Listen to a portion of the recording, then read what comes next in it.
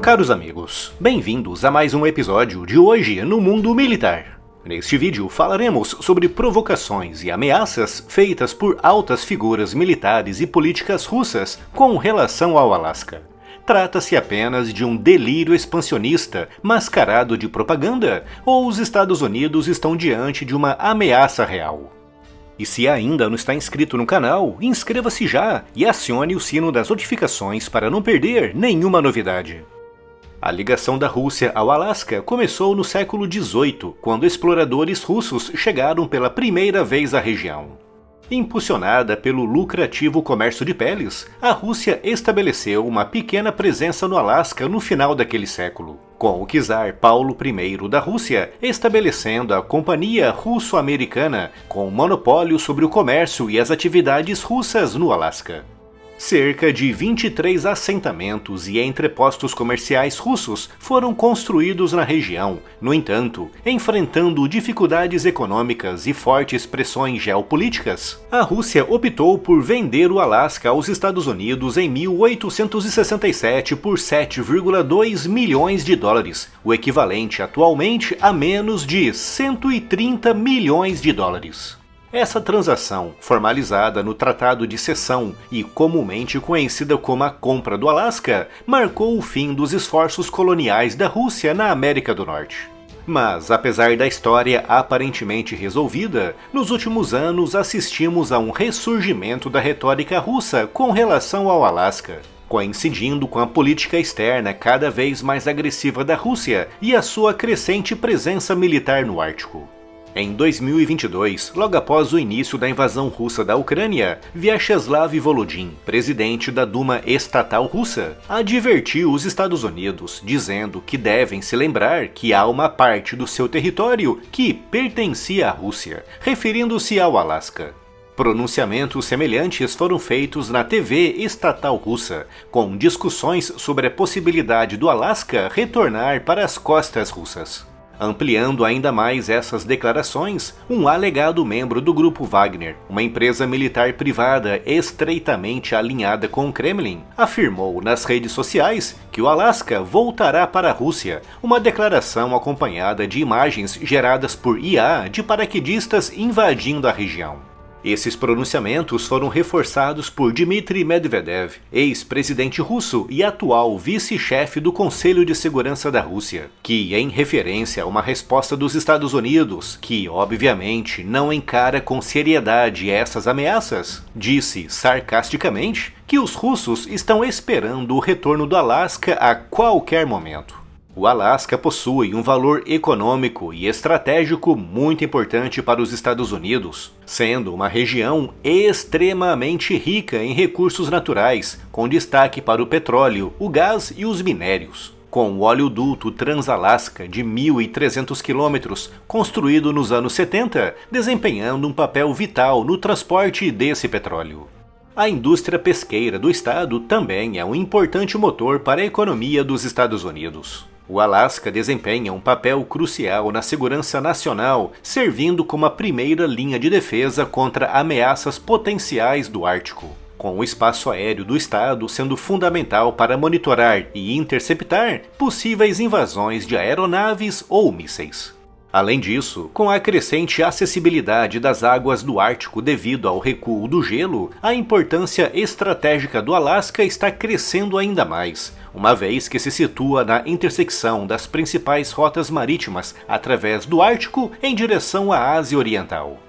Para a Rússia, o Alasca representa uma fonte potencial de recursos e uma posição estratégica na América do Norte, com a proximidade do estado com o extremo oriente da Rússia e a sua localização ao longo das principais rotas marítimas do Ártico, transformando-o em um alvo atraente para o expansionismo russo. O potencial de colaboração e competição na região do Ártico, principalmente no que diz respeito aos recursos energéticos e aos transportes, acrescenta outra camada de complexidade à dinâmica estratégica na região, com Alasca bem no centro. Embora a Rússia tenha aumentado muito a sua presença militar no Ártico, os Estados Unidos mantêm uma poderosa força militar naquela região, com Alasca abrigando mais de 22 mil militares da Força Aérea, do Exército, da Marinha e do Corpo de Fuzileiros Navais, reforçados por perto de 5 mil membros da Guarda Nacional e da Reserva. Com toda essa força realizando exercícios e treinamentos regulares no Ártico, com foco em operações conjuntas com aliados. No entanto, a Rússia opera 1/3 a mais de bases militares no Ártico do que os Estados Unidos e a OTAN juntos, com a Rússia reabrindo recentemente dezenas de postos militares da era soviética anteriormente fechados. Bases estrategicamente bem posicionadas em todo o Ártico, com uma concentração notável perto justamente do Alasca. Nos últimos meses, assistimos a um forte aumento da atividade militar russa perto do Alasca, envolvendo até mesmo a China, como em setembro de 2024, quando russos e chineses conduziram exercícios militares conjuntos nos oceanos Pacífico e Ártico. Durante esses exercícios, 8 aviões militares russos e 4 navios da Marinha, incluindo 2 submarinos, aproximaram-se do Alasca. Embora nenhuma aeronave tenha entrado no espaço aéreo dos Estados Unidos, a sua presença na zona de identificação aérea do Alasca levantou preocupações. Em resposta a essa atividade intensificada, os militares dos Estados Unidos enviaram soldados e lançadores de foguetes móveis para uma ilha na cadeia das Aleutas, no oeste do Alasca. Esses incidentes, juntamente com as declarações provocativas de autoridades russas, sugerem um esforço calculado da Rússia para testar as defesas dos Estados Unidos e afirmar a sua presença no Ártico. Além disso, o exercício conjunto de bombardeiros conduzido pela China e pela Rússia perto do Alasca destaca a crescente cooperação militar entre os dois países e as suas tentativas de desafiar a influência dos Estados Unidos na região. As recentes ameaças de figuras russas de invadir o Alasca apresentam uma situação complexa. E embora esses pronunciamentos possam ser parcialmente motivados por considerações políticas internas e pelo desejo de projetar uma imagem de força, não podem ser totalmente descartados como retórica vazia, dado o interesse russo no Ártico. As crescentes capacidades militares da Rússia naquela região, a sua política externa agressiva e o aumento da sua atividade militar perto do Alasca merecem séria consideração. Os Estados Unidos, embora mantenham uma forte presença militar no Alasca, enfrentam desafios em termos de capacidade na região do Ártico. Mas, com base na informação disponível, uma invasão russa em grande escala do Alasca parece altamente improvável em qualquer cenário futuro.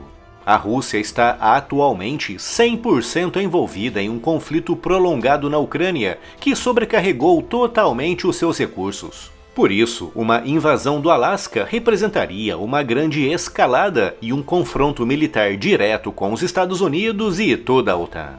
No entanto, apesar de um risco de invasão estar afastado, a possibilidade de táticas de guerra limitadas ou híbridas, como ataques cibernéticos, campanhas de desinformação ou incursões na ADIZ do Alasca, não pode ser excluída. A Rússia pode usar táticas para testar as defesas dos Estados Unidos, afirmar a sua presença no Ártico e ganhar vantagem nas negociações geopolíticas. Essas recentes declarações russas parecem ser mais do mesmo, ou seja, propaganda e retórica agressiva para satisfazer a sua audiência. Mas serve de alerta para que os Estados Unidos redobrem a sua atenção sobre aquele antigo e muito rico território russo. E se ainda não está inscrito no canal, inscreva-se já e acione o sino das notificações para não perder nenhuma novidade.